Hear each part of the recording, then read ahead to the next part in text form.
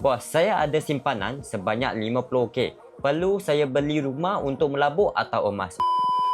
Alright guys, so dalam video ni saya akan jawab Q&A lah. Jom kita baca apa abang ni tanya Mojo. Saya ada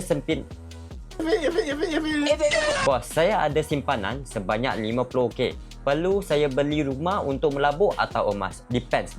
Contoh you tak ada family. Saya rasa you beli emas lagi bagus. You tahu kenapa? Apa beza beli rumah dengan beli emas? Contoh you beli rumah untuk melabur. Sehari nanti you tak ada duit. Kalau you nak jual itu rumah, lama. Kena tunggu ejen jual semua dalam setengah tahun, 1 tahun. Paling cepat pun 1-2 bulan lah. Masa tu korang terdesak nak pakai duit. Kalau korang melabur dalam emas, hari ni saya tak ada duit. Okay, saya ambil emas tu, saya pergi kedai, saya jual. Saya dapat cash dan saya happy. Itu je.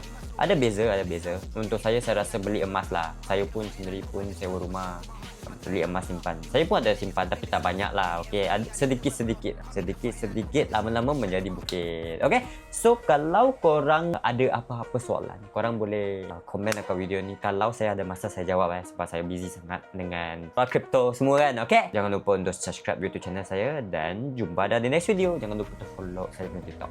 Okay, bye.